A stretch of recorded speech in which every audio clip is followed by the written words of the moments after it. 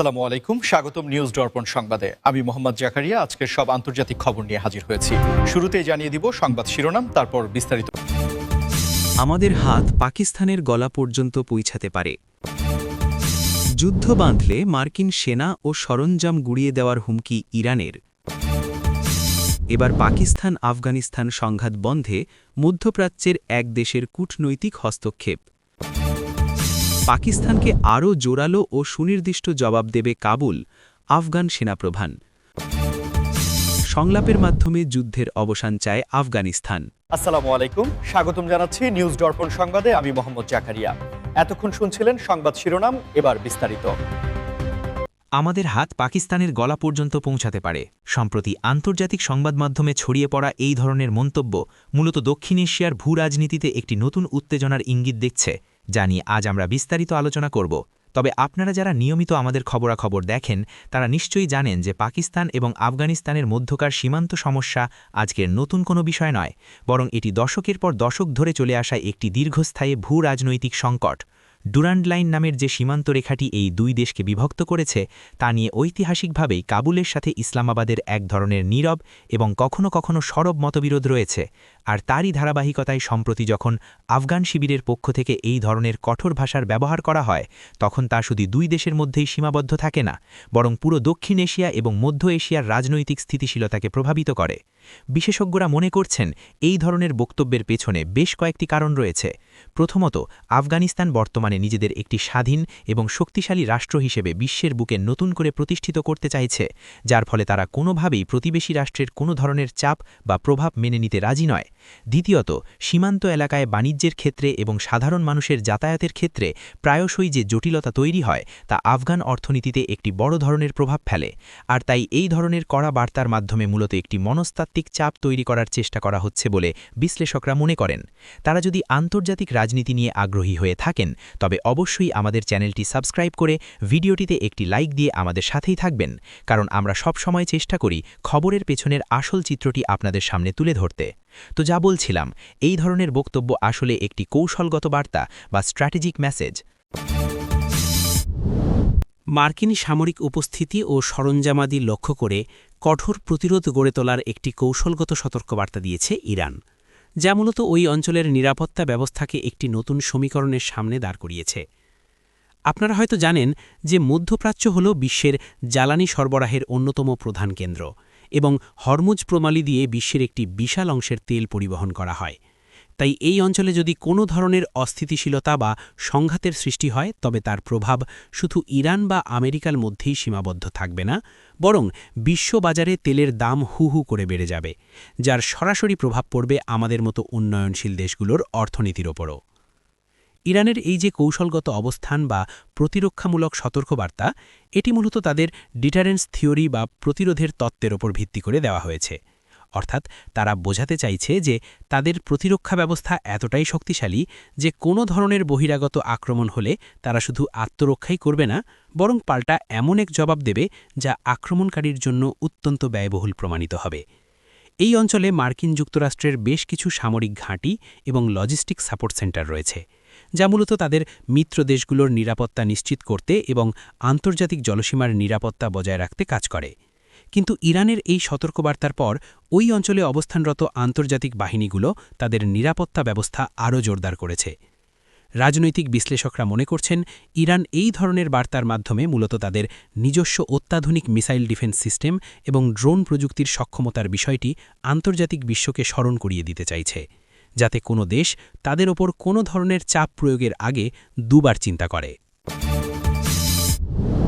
পাকিস্তান এবং আফগানিস্তানের মধ্যকার এই দীর্ঘদিনের রাজনৈতিক ও সীমান্ত সংক্রান্ত মতবিরোধ নিরসনে মধ্যপ্রাচ্যের একটি প্রভাবশালী দেশের সরাসরি কূটনৈতিক হস্তক্ষেপের উদ্যোগ। বছরের পর বছর ধরে চলা এই আঞ্চলিক উত্তেজনা শুধু যে আফগানিস্তান এবং পাকিস্তানের সাধারণ মানুষকে ক্ষতিগ্রস্ত করেছে তা নয়, বরং এটি পুরো অঞ্চলের অর্থনৈতিক উন্নয়ন, আন্তদেশীয় বাণিজ্য এবং ট্রানজিট সুবিধাগুলোকে মারাত্মকভাবে বাধাগ্রস্ত করেছে। আর ঠিক এই জায়গাতেই মধ্যপ্রাচ্যের ওই দেশটির এই উদ্যোগ অত্যন্ত তাৎপর্যপূর্ণ বলে মনে করছেন আন্তর্জাতিক সম্পর্ক বিশ্লেষকরা। সাধারণত দেখা যায় যখন দুটি প্রতিবেশী দেশের মধ্যে সরাসরি বা দ্বিপাক্ষিক আলোচনা কোনো ফলপ্রসূ উপসংহারে পৌঁছাতে ব্যর্থ হয়, তখন তৃতীয় কোনো নিরপেক্ষ এবং প্রভাবশালী শক্তির মধ্যস্থতা বা থার্ড পার্টি মিডিয়েশন জাদুর মতো কাজ করতে পারে। বিশেষ করে সেই তৃতীয় পক্ষ যদি অর্থনৈতিকভাবে শক্তিশালী হয় এবং উভয় দেশের সাথেই তাদের ভালো বাণিজ্যিক ও ধর্মীয় সম্পর্ক বজায় থাকে। আপনারা হয়তো লক্ষ্য করেছেন যে সাম্প্রতিক বছরগুলোতে কাতার বা সৌদি আরবের মতো মধ্যপ্রাচ্যের দেশগুলো আন্তর্জাতিক কূটনীতিতে অত্যন্ত সক্রিয় ভূমিকা পালন করছে। তারা নিজেদের শুধু জ্বালানি তেল রপ্তানিকারক দেশ হিসেবে সীমাবদ্ধ না রেখে বরং গ্লোবাল পিস মেকার বা বিশ্ব শান্তি প্রতিষ্ঠাকারী হিসেবে প্রতিষ্ঠিত করার চেষ্টা করছে। আর এর কারণ হল মধ্যপ্রাচ্যের দেশগুলো বুঝতে পেরেছে যে এশিয়া মহাদেশে যদি শান্তি ও স্থিতিশীলতা না থাকে, তবে তাদের নিজেদের দীর্ঘমেয়াদী অর্থনৈতিক বিনিয়োগ এবং ভিশনগুলো ঝুঁকির মুখে পড়বে।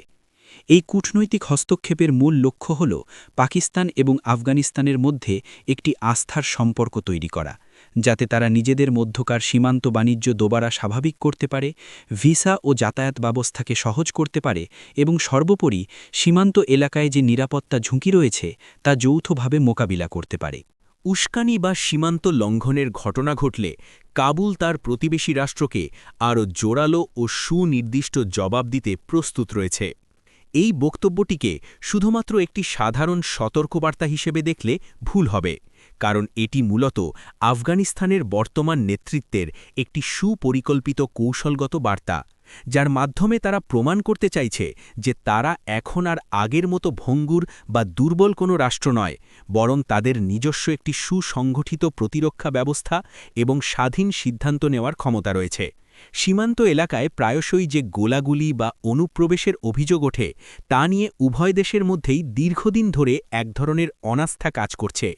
পাকিস্তানের দাবি হল আফগান ভূখণ্ড ব্যবহার করে কিছু গোষ্ঠী তাদের দেশে অস্থিতিশীলতা তৈরি করছে। অন্যদিকে আফগানিস্তানের দাবি হল পাকিস্তান বিনা কারণে তাদের সীমান্তবর্তী এলাকায় সামরিক চাপ প্রয়োগ করছে এবং সাধারণ আফগান ব্যবসায়ীদের ট্রানজিট সুবিধা ব্যাহত করছে।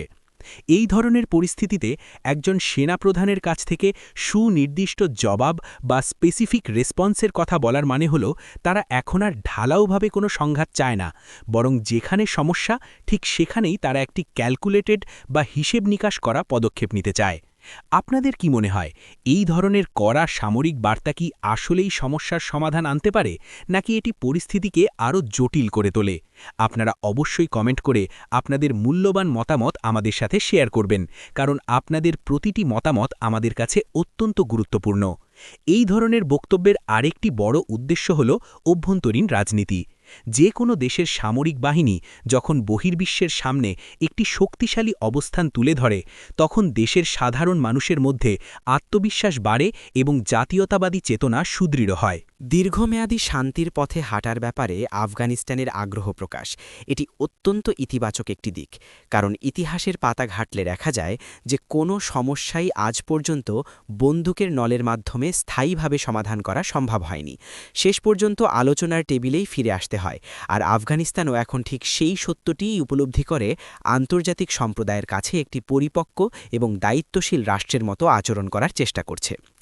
দশকের পর দশক ধরে চলা নানাবিধ অভ্যন্তরীণ ও বাহ্যিক দ্বন্দ্বে আফগানিস্তানের অর্থনীতি, অবকাঠামো এবং সাধারণ মানুষের জীবনযাত্রা চরমভাবে বিপর্যস্ত হয়েছে। তাই এখন তাদের সবচেয়ে বেশি প্রয়োজন হল শান্তি, স্থিতিশীলতা এবং অর্থনৈতিক পুনর্গঠন, যা কোনো প্রতিবেশী দেশের সাথে বিরোধে জড়িয়ে অর্জন করা সম্ভব নয়। আলোচনার মাধ্যমে সমাধানের এই যে সদিচ্ছা, এটি প্রমাণ করে যে আফগানিস্তান এখন আঞ্চলিক কানেক্টিভিটি বা আন্তদেশীয় সংযোগের দিকে মনোযোগ দিচ্ছে।